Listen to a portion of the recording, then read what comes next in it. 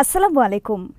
হিজবুল্লাহর সদর দফতরে হামলা ইসরায়েলের। হিজবুল্লাহ প্রধান হাসান নাসরুল্লাহকে হত্যার দাবি ইসরায়েলের, অস্বীকার হিজবুল্লাহর এক নেতার। লেবাননের বৈরুতে ইসরায়েলের সবচেয়ে বড় হামলা শুক্রবার, নিহত হাসান নাসরুল্লাহর মেয়ে। লোহিত সাগরে যুক্তরাষ্ট্রের ৩টি ডেস্ট্রয়ারে ২৩ মিসাইল হামলা হুথি আর্মির। তেল আবিবে হুথিদের মিসাইল হামলা প্রতিহতের দাবি ইসরায়েলের। ইসরায়েল আর্মি শুক্রবার বলেছে, লেবাননে স্থল হামলার জন্য প্রস্তুত তারা। শত্রুর বিরুদ্ধে পারমাণবিক হামলার নিয়ম শিথিলের ঘোষণা পুতিনের। বিডিভিউস ইনফোটেনমেন্টে স্বাগত জানাচ্ছি, আমি ফাহাদিয়া মিতু। আজ জানাবো প্রতিরক্ষা সংক্রান্ত গুরুত্বপূর্ণ কিছু খবর। লেবাননে হিজবুল্লাহর সদর দফতরে শুক্রবার হামলা চালিয়েছে ইসরায়েল। ইসরায়েল আর্মির দাবি, হামলার সময় সেখানে উপস্থিত ছিলেন হিজবুল্লাহ প্রধান হাসান নাসরুল্লাহ। হামলায় নিহত হয়ে থাকতে পারেন হাসান নাসরুল্লাহ। ইসরায়েল আর্মির এক সেনা কর্মকর্তা টাইমস অফ ইসরায়েলকে বলেছেন, যে মাত্রায় হামলা হয়েছে তাতে হাসান নাসরুল্লাহর সেখান থেকে জীবিত বের হয়ে আসার কোনো সম্ভাবনা নেই। তবে হিজবুল্লাহর এক নেতা বার্তা সংস্থা রয়টার্সকে জানিয়েছেন, বেঁচে আছেন হাসান নাসরুল্লাহ। ইরানের সর্বোচ্চ নেতা আয়াতুল্লাহ খামেনি জাতীয় নিরাপত্তা পরিষদের জরুরি বৈঠক ডেকেছেন হাসান নাসরুল্লাহর ওপর হামলার ঘটনায়। জেরুজালেম পোস্ট এবং ইসরায়েলের আরেকটি গণমাধ্যম চ্যানেল 12 দাবি করেছে, শুক্রবারের হামলায় নিহত হয়েছেন হাসান নাসরুল্লাহর মেয়ে জয়নব নাসরুল্লাহ। হাসান নাসরুল্লাহর পরিণতি এখনও অজানা।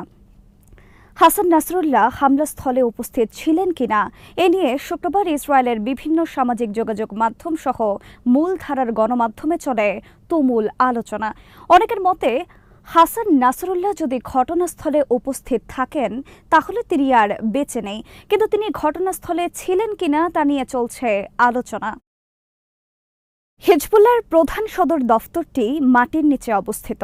হিজবুল্লাহ সদর দফতরে ইসরায়েলের শক্তিশালী মিসাইল হামলায় শুক্রবার কেঁপে ওঠে রাজধানী বৈরুতের বিশাল এলাকা। সদর দফতরে হামলায় মাটির সাথে মিশে গেছে সেখানে থাকা 6টি ভবন। হামলায় নিহত হয়েছে অনেকে, কিন্তু তাদের সংখ্যা এখনও জানা যায়নি। টাইমস অফ ইসরায়েলের খবরে বলা হয়েছে, 7 অক্টোবর যুদ্ধ শুরুর পর শুক্রবার লেবাননের রাজধানী বৈরুতে ছিল ইসরায়েলের সবচেয়ে বড় হামলা। হাসান নাসরুল্লাহকে লক্ষ্য করে হামলার সময় সেখানে আরও কয়েকজন শীর্ষ হিজবুল্লাহ নেতা উপস্থিত ছিলেন। হামলার কয়েক মিনিট পরেই ইসরায়েল আর্মির মুখপাত্র ড্যানিয়েল হাগারি এক ভিডিও বার্তায় বলেন, হিজবুল্লাহর সদর দফতরটির অবস্থান ছিল একটি বেসামরিক ভবনের নিচে। হিজবুল্লাহ সদর দফতরে হামলার ভিডিও প্রকাশ করেছে টাইমস অফ ইসরায়েল। ভিডিওতে দেখা গেছে 1 ডজনের মতো মিসাইল একের পর এক আঘাত করছে পাশাপাশি কয়েকটি ভবনে। ভয়াবহ হামলার পর পাকানো ধোঁয়ার কুণ্ডলিতে ছেয়ে গেছে বৈরুতের আকাশ। হামলার পরের ভিডিওতে দেখা গেছে হামলাস্থলের সবগুলো ভবন মাটির সাথে মিশে গেছে। যুদ্ধবিমান থেকে ছোড়া হয়েছে এসব বিধ্বংসী মিসাইল। এদিকে ইসরায়েল আর্মি শুক্রবার জানিয়েছে, তারা বর্তমানে সম্পূর্ণ প্রস্তুত লেবাননে স্থল অভিযানের বিষয়ে। এ বিষয়ে তাদের সমস্ত পরিকল্পনা সম্পন্ন। শনিবার টাইমস অফ ইসরায়েল জানিয়েছে এই তথ্য। হিজবুল্লাহর সদর দফতরে হামলার পাশাপাশি লেবাননের রাজধানী বৈরুতের দক্ষিণে বিভিন্ন উপকণ্ঠে শুক্রবারও টানা বিমান হামলা চালিয়েছে যুক্তরাষ্ট্রের মদতপুষ্ট রাষ্ট্র ইসরায়েল। হামলায় মাটির সাথে মিশে গেছে বৈরুতের একটি অ্যাপার্টমেন্ট ভবন সহ অন্যান্য অনেক ভবন। বৈরুতের উপশহরে হামলায় নিহত হয়েছে অর্ধ শতাধিক। ইসরায়েল আর্মি দাবি করেছে, শুক্রবার তারা হামলা চালিয়েছে হিজবুল্লাহর বিভিন্ন অস্ত্র গুদামে। এসব হামলায় ধ্বংস হয়েছে হিজবুল্লাহর মিসাইল সহ অনেক গুরুত্বপূর্ণ অস্ত্র। শুক্রবার শক্তিশালী বিমান হামলায় একের পর এক কেঁপে ওঠে রাজধানী বৈরুতের বিভিন্ন উপকণ্ঠ। ইসরায়েল দাবি করেছে, শুক্রবার তাদের হামলায় দক্ষিণ লেবাননে নিহত হয়েছে আরেক হিজবুল্লাহ কমান্ডার। জাতিসংঘে দেওয়া ভাষণে অবৈধ রাষ্ট্র ইসরায়েলের প্রধানমন্ত্রী বেনিয়ামিন নেতানিয়াহু বলেছেন, গাজা এবং লেবাননে অব্যাহত থাকবে তাদের হামলা। ইসরায়েলের টানা হামলার ফলে জীবন রক্ষায় লাখো লাখো লেবানিজ ইতোমধ্যে ছেড়েছে বাড়িঘর। ইসরায়েলের হামলার ফলে যুদ্ধপীড়িত লেবাননে নেমে এসেছে বর্তমানে চরম দুর্দশার আরেক নতুন অধ্যায়। হামাস এবং হিজবুল্লাহকে সন্ত্রাসী আখ্যায়িত করে নেতানিয়াহু বলেছেন, তাদেরকে পরাজিত করে তিনি বিজয় লাভ করবেন এবং জিম্মিদের ফিরিয়ে আনবেন। এদিকে যুক্তরাষ্ট্রের প্রেসিডেন্ট জো বাইডেন শুক্রবার সেনা সদর দফতর পেন্টাগনকে নির্দেশ দিয়েছেন মধ্যপ্রাচ্যে তাদের আর্মির অবস্থান পুনর্মূল্যায়ন এবং সমন্বয় করার। লেবাননে ইসরায়েলের হামলার প্রেক্ষিতে মধ্যপ্রাচ্যে যুক্তরাষ্ট্র আর্মিকে সর্বোচ্চ প্রস্তুত থাকার নির্দেশ দিয়েছেন বাইডেন। শুক্রবার হোয়াইট হাউসের এক বিবৃতিতে জানানো হয়েছে এই তথ্য। ইয়েমেনের হুথি আর্মি শুক্রবার হামলা চালিয়েছে ইসরায়েলের রাজধানী তেল আভিভ, অপর শহর আশকেলন এবং লোহিত সাগরে। ড্রোন এবং মিসাইলের সাহায্যে একযোগে এসব হামলা চালিয়েছে হুথি আর্মি আনসারুল্লাহ। লোহিত সাগরে তারা হামলা চালিয়েছে ইসরায়েল এবং যুক্তরাষ্ট্রের কয়েকটি শক্তিশালী রণতরীতে। হুথি আর্মি মুখপাত্র ব্রিগেডিয়ার জেনারেল ইয়াহিয়া সারি বলেছেন, লোহিত সাগরে যুক্তরাষ্ট্রের ৩টি ডেস্ট্রয়ার লক্ষ্য করে ২৩টি মিসাইল ও ড্রোন হামলা চালায়। ড্রোনের পাশাপাশি ব্যালিস্টিক মিসাইল ও ক্রুজ মিসাইলের সাহায্যে চালানো হয়েছে এই হামলা।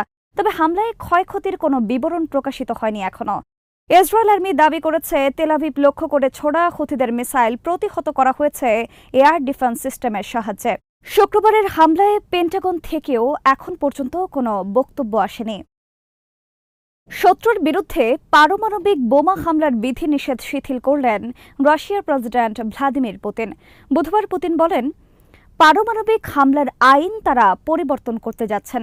দেশটির শীর্ষ নিরাপত্তা কর্মকর্তাদের সাথে বৈঠকে পুতিন বলেন, কোনো অপারমাণবিক শক্তির দেশও যদি পারমাণবিক শক্তির অধিকারী দেশের সহায়তায় রাশিয়ায় হামলা চালায় এবং তাতে যদি রাশিয়ার সার্বভৌমত্ব বিপন্ন হয়, তাহলে রাশিয়া এই ঘটনাকে তাদের বিরুদ্ধে শত্রুর যৌথ হামলা হিসেবে গণ্য করবে। পারমাণবিক বোমার অধিকারী যুক্তরাষ্ট্র, ফ্রান্স বা ব্রিটেনের সহায়তায় ইউক্রেন যদি রাশিয়ার অভ্যন্তরে হামলা চালায়, তাকে রাশিয়া, যুক্তরাষ্ট্র, ফ্রান্স, ব্রিটেন এবং ইউক্রেনের যৌথ হামলা হিসেবে বিবেচনা করবে। আর এই ক্ষেত্রে শত্রুর বিরুদ্ধে তথা যুক্তরাষ্ট্র, ফ্রান্স এবং ব্রিটেনের বিরুদ্ধেও পারমাণবিক বোমা ব্যবহার করার হুমকি দিয়েছেন পুতিন।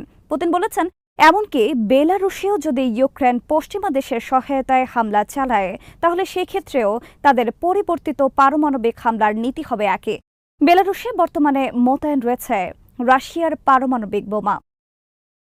রাশিয়ার অভ্যন্তরে ইউক্রেনকে দীর্ঘ পাল্লার মিসাইল হামলার অনুমতি দেওয়া নিয়ে আলোচনার প্রেক্ষিতে এই পদক্ষেপ নিলেন পুতিন। পুতিনের এই ঘোষণা যুক্তরাষ্ট্র এবং ন্যাটোর সদস্যদের প্রতি হুমকি হিসেবে আখ্যায়িত করেছেন বিশ্লেষকরা।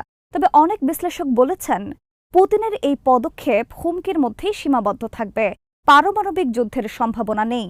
ইউক্রেন বর্তমানে দখলে রেখেছে রাশিয়ার কুরস্ক অঞ্চলের বিশাল এলাকা। এ নিয়ে বড় রকমের চাপের মুখে পুতিন। এই অবস্থায় পশ্চিমা বিশ্ব যদি ইউক্রেনকে রাশিয়ার অভ্যন্তরে দূরপাল্লার মিসাইল হামলার অনুমতি দেয়, তাহলে সেটি পুতিনের জন্য বড় ধরনের বিপর্যয় ডেকে আনবে। পুতিন এর আগে বারবার ঘোষণা দিয়েছেন, রাশিয়ার স্বাধীনতা, সার্বভৌমত্ব এবং ভৌগোলিক অখণ্ডতা বিপন্ন হলে তিনি শত্রুর বিরুদ্ধে সর্বোচ্চ শক্তি প্রয়োগ তথা পারমাণবিক হামলা চালাতে দ্বিধা করবেন না। পুতিনের নেতৃত্বে রাশিয়া বর্তমানে অনেকটা সেই অবস্থার মুখোমুখি। দ্বিতীয় বিশ্বযুদ্ধের পর এই প্রথম কোনো শত্রু দেশ রাশিয়ার মূল ভূখণ্ড দখলে নিল। আর এর মাধ্যমে পুতিনের ঘোষণা অনুযায়ী বিপন্ন হয়েছে রাশিয়ার ভৌগোলিক অখণ্ডতা। কিন্তু প্রায় 2 মাস হতে চলেছে রাশিয়া এখনও কুরস্ক অঞ্চল থেকে ইউক্রেন আর্মিকে তাড়াতে পারেনি। ইউক্রেনের প্রেসিডেন্ট ভলোদিমির জেলেনস্কি বর্তমানে ওয়াশিংটন সফর করছেন। এই সফরে তিনি প্রেসিডেন্ট জো বাইডেনের সাথে আলোচনা করবেন রাশিয়ার অভ্যন্তরে দীর্ঘপাল্লার মিসাইল হামলার অনুমতি লাভের বিষয়। বেশ কয়েকদিন ধরে এই নিয়ে চলছে আলোচনা পশ্চিমা বিশ্বে। আজ এখানেই শেষ করছে। সমরাস্ত্র, প্রতিরক্ষা ও কূটনীতির নানা তথ্য জানতে চোখ রাখুন বিডিফিউজ ইনফোটেনমেন্টে। চ্যানেলটি ভালো লাগলে সাবস্ক্রাইব করুন, সংযুক্ত থাকুন আমাদের ফেসবুক পেজে। আল্লাহ হাফেজ।